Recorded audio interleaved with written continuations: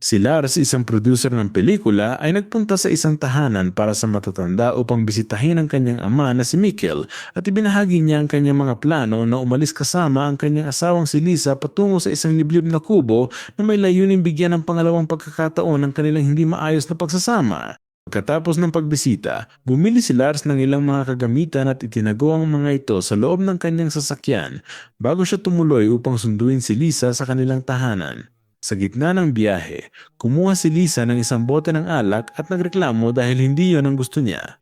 Humingi ng paumanhin si Lars dahil hindi niya mabili ang mas mahal na alak, ngunit sinabi ni Lisa na hindi ito mahalaga dahil ang layunin nila ay ang magbonding at mag-reconnect. Nagkwento rin si Lisa tungkol sa kanyang trabaho kamakailan kung saan nabanggit niyang nais niyang makuha ang isang papel sa isang dula, ngunit hindi pa siya nagtatagumpay dahil sa isang mapagmataas na direktor. Nasaktan si Lars sa komento dahil inisip niyang pahiwatig ito sa kanya kaya humantong ito sa isang pagtatalo sa pagitan nilang dalawa. Gayunpaman, mabilis na nag-iba ng paksa si Lisa at ibinahagi ang kanyang mga plano na gugulin ang buong katapusan ng linggo sa paghahanda ng kanyang script. Pagdating sa kubo, napansin ni Lars ang ilang senyales na nagpapahiwatig na may ibang tao roon bago sila dumating, bagaman sa sandaling iyon ay wala silang nakitang sinuman sa paligid. Pagkalipas ng ilang oras, habang naghahapunan sa labas, tinanong siya ni Lars tungkol sa susunod niyang audition at nabanggit ang kanyang kasamahan na si Diego na nakatrabaho na niya sa ibang proyekto. Sinabi ni Lisa na masaya silang magkatrabaho at baka maaari silang makaisip ng isang kawili-wiling bagay. Pagkatapos maghapunan, naglaro rin sila ng ilang board games bagaman walang sino man sa kanila ang tunay na nag-i-enjoy. Sa huli, iniwan ni Lisa ang laro at natulog habang nangangakong ipagpapatuloy nila ito sa susunod na araw.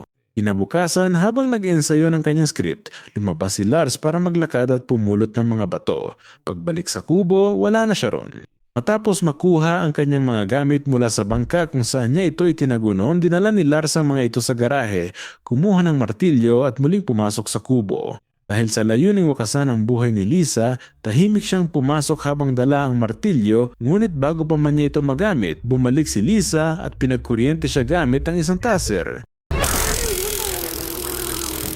Pagkagising, natagpuan ni Lars ang kanyang sarili na nakatali sa isang upuan sa garahe habang tinatanong siya ni Lisa tungkol sa martilyo at sa iba pang mga kagamitan. Sinubukan niyang magtanong tungkol sa taser, ngunit ibinunyag ni Lisa na alam niyang balak siyang patayin ni Lars gamit ang martilyo at lunurin sa lawa dahil nakita niyang namulot ito ng mga bato.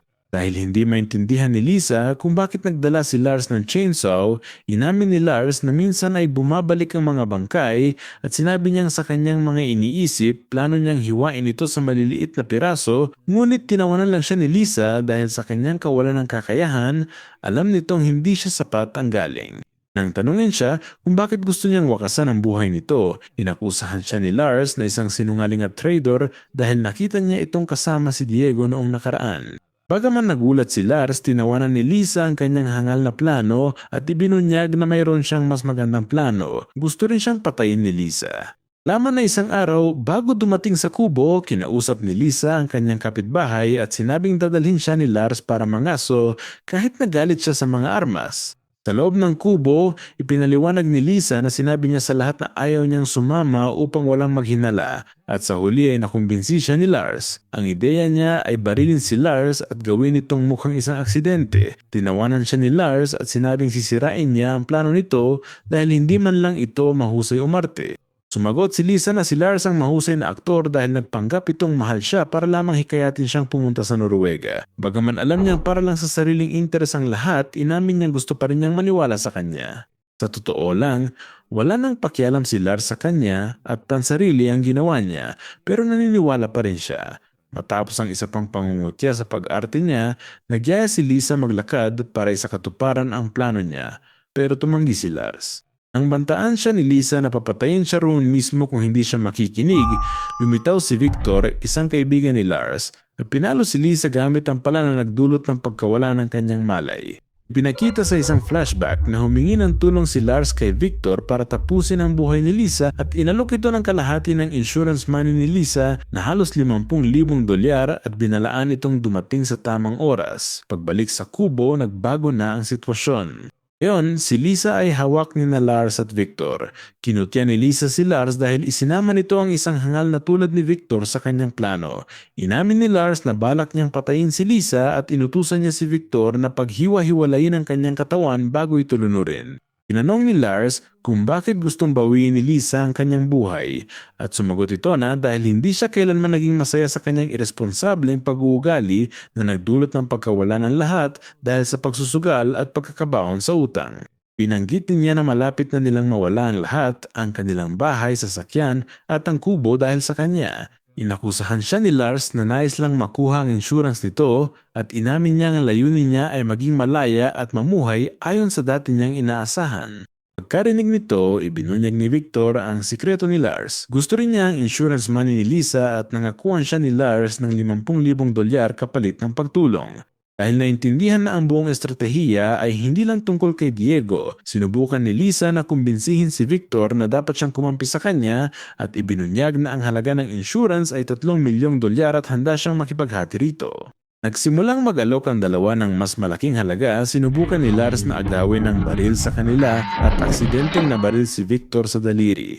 Nagsimula ang isang pagtatalo kung dapat ba nilang dalhin si Victor sa ospital, ngunit sinubukan nitong mag-isang pumunta at binaril siya ni Lars. Nakusahan siya ni Lisa na pinatay si Victor at muling sumiklab ang away. Aksidenteng nabaril ni Lars ang kasama ngunit nakarinig sila ng sigaw at nakitang nahulog ang 3 lalaki mula sa mga guho, sina Roy, Peter at Dave na tumatakas mula sa pulisya. Pinilit nilang buksan ang kandado, pumasok at nagpasyang manatili roon hanggang sa maging ligtas sa labas. Nagsuot sila ng mga damit ni Lars at nagtago sa attic habang binabantayan ng iba. Ngunit aksidenteng nabaril ni Lars ang kisame at nasugatan si Roy na bumagsak sa sahig ng sugatan. Sa sandaling iyon, sina Lars at Lisa ay ginising ng mga lalaki at ibinunyag ni Peter na alam niyang may problema sila sa kanilang pagsasama. Itinuro rin niya na isa sa kanila ang pumatay kay Victor sa gitna ng away. Pareho silang nagakusan sa pagpatay, ngunit pinutol sila ni Peter at sinabing wala siyang pakialam kung sino ang may kasalanan. Pagkatapos ay nagpakilala siya at kinuwento na tumakas sila mula sa bilangguan at natagpuan ang kubo habang tumatakas. Bilang dating bilanggo, nagpasya si Peter na samantalahin ang sitwasyon at humingi ng pera kapalit ng kanyang tulong. Nang pilitin silang magbigay ng mas maraming pera, pumayag si Lisa at ibinunyag na mayroon siyang pondo sa kanyang mga bank account, ngunit kailangan nilang maghintay hanggang sa magbukas ang bangko sa Lunes. Pumayag si Peter at inutusan si Dave na pakawalan si Lars na ginawa naman niya ng may pag-alinlangan. Pagkaakyat nila, habang ginagamot ni Dave ang sugat ni Roy, tinanong nito kung totoo ang balita. Pumayag si Peter at nilinaw na dahil iyon sa wala na silang naitutulong sa kanyang negosyo, hindi lang dahil sa pera. Sa ibaba, nanatiling nakatali at walang laban sina Lars at Lisa. Inamin ni Lisa na nag-alala siya sa relasyon nila. Mahal na niya si Lars mula nang magkakilala sila at iniisip na ang masayang kinabukasan pero hindi natuloy. Inamin din niyang niloko niya si Lars kay Diego dahil nadismaya siya at walang ibig si Diego. Habang nakikinig, tumingin si Lars sa isang bola ng bilyard sa mesa at nag-isip na gamitin ito para sa kanyang kalayaan. Nilinlang niya si Roy na bumaba at humingi ng pahintulot na pumunta sa banyo. Nang magtagumpay ang plano, pinalo niya ito gamit ang mga bola ng billiards na wala nito ng malay at tumakas siya mula sa basement. Nagtagumpay din si Lisa na makawala at sumunod sa kanya. Dahil walang balita tungkol kay Roy sa loob ng mahabang panahon, bumaba sina Peter at Dave para hanapin siya, ngunit natuklasan nilang nakatakas ang mag-asawa. Sinubukan ni Lisa na magmaneho, ngunit bumalik siya sa kubo dahil hindi niya mahanap ang mga susi. Sa wakas ay nakita niya ang mga susi ng bangka, subalit bumalik si Roy at inagaw ang mga ito. Sinubukan niya itong kausapin habang lumusot si Lars. Nalantad ang bitag nang mapansin ni Roy ang panganib at muling sumiklab ang labanan, kung saan napatay ni Lars si Roy at tumakbo sa closet kasama si Lisa upang magtago. Doon, tinanggap ni Lars ang kanyang pagkakamali at humingi ng tawad at sa unang pagkakataon ay pinuri niya ang acting nito lalo na ang pagdistrahe kay Roy. Pagkarinig na may paparating, ibinigay ni Lars ang mga susi ng bangka at sinabihan siyang umalis at tiniyak na susunod siya agad. Kalipas ng ilang sandali, inatake nila si Peter at nagtagumpay na makalabas ng kubo, ngunit nagawa pa rin itong tumalon sa bintana at sundan sila, kasunod si Dave. Habang nakatutok ang kutsilyo sa leeg ni Lisa, sinubukan ni Peter na itulak ang mukha ni Lars patungo sa lawnmower, ngunit isang sasakyang minamaneho ni Mikkel ang dumaan sa eksaktong sandaling iyon at nabangga si Peter. 6 na oras ang nakalilipas. Napansin ng isang matandang kapitbahay na bukas ang pinto ng kubo at tumawag mula sa tahanan para sa matatanda kay Mikkel upang ipaalam ito. Siniguro ni Mikkel na ang anak lang niya at asawa nito at sinubukang hanapin si Lars, ngunit walang sumasagot. Dahil desidido ng kumilos, siya na mismo ang pumunta roon. Sinubukan siyang pigilan ng receptionist, ngunit pinalo siya ni Mikkel sa ulo gamit ang kanyang baston at tumakas matapos nakawin ang mga susi ng isang sasakyan. Sa huli ay dumating siya sa kubo at tinulungan si Lisa sa pamamagitan ng pagbaril sa binti ni Dave na humahawak sa kanya, ngunit lumitaw si Peter sa likuran at sinaksak ang matanda. Pagkatapos ay inutusan niya si Dave na gamutin ang kanyang sugat habang sinusundan niya si Lisa patungo sa bangka. Pumasok din si Lars at binaril si Dave bago bumalik sa kanyang ama na naghihingalo. Habang pareho silang nag-i-enjoy sa huling paglubog ng araw sa kanilang huling mga sandali, pinanood ni Lars kung paano dinala ni Peter si Lisa sa bangka at kumapit siya sa tali upang hindi ito mawala. Nung sa wakas ay nagtagumpay siyang makasakay, hinarap ni na Lars at Lisa si Peter sa isang matinding labanan at nagtagumpay na itulak ito sa tubig. Naiwan si Lars na nakasabit sa tali, ngunit tinulungan siya nito at nagtagumpay na makasakay sa bangka. Pareho silang bumalik sa kubo nang hihina. Sa bakuran, naisip ni Lisa na nagtagumpay sila, ngunit alam ni Lars na hindi pa tapos ang kanilang mga problema dahil marami pa silang naiwang utang. Nagplano sila at nagkunwaring inosente na ang mga lalaking iyon ang umatake sa kanila. Unti silang itinuring na bayani dahil sa pagpuksa sa mga tumakas na kriminal. Umahok ang mag-asawa sa maraming panayam sa telebisyon kung saan inanunsyo ni Lars na magdidirect siya ng isang pelikulang batay sa buong trahedyang ito.